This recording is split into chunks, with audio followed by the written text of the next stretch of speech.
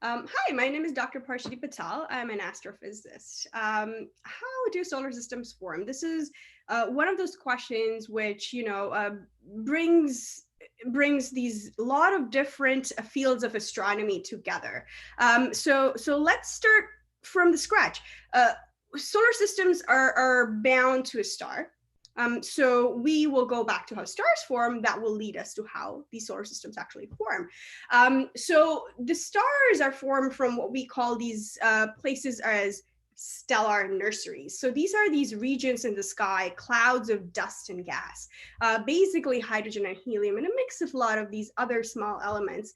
And they provide these perfect conditions, perfect ingredients to make the stars. And so, in this region, which you're seeing in the picture here, a lot of these areas, a lot of these dots that you're seeing are very, very young stars. And then the way they actually end up forming from these clouds is that denser materials start to, come together and they collapse into their own gravity.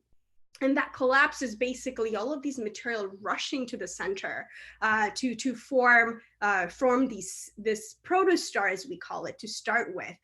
So if you look at the process when this material is actually going down, as seen in the top here, you start getting all of this material that's rushing around to get to the center. What ends up happening is that all this material, because of the motion, starts forming almost like a pancake disc. And this disc actually has all of these material that not only forms the star, but actually also ends up forming the planets. And so during its young age, what is happening is all this material is getting onto this protostar. So it's still accreting a lot of material.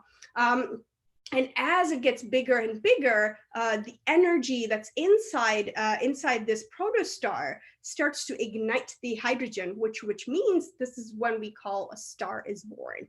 And so when the star is born, you still have a lot of material that's still left behind, that's not accreting onto the star anymore. However, it still has a lot of dust and gas.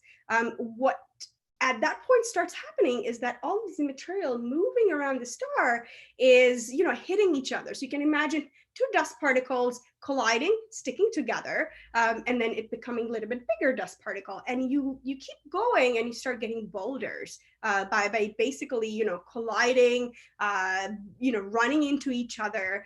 These boulders then start forming bigger and bigger rocks. Which end up then forming, planets, moons, asteroids, comets, all of these material based on where they are in their distance from the star.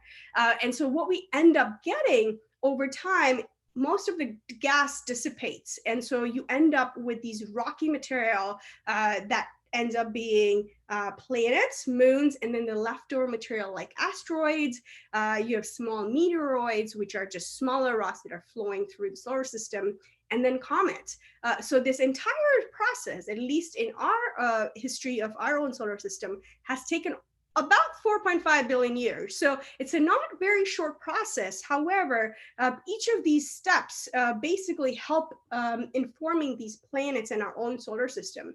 And we actually have been lucky with the technology that we currently have, that we have been able to detect a lot of these solar systems in our own galaxy, let alone in our own neighborhood. So these planetary systems basically are inherited from the material that was inherited by the star from these stellar nurseries, or the regions in which the stars actually form.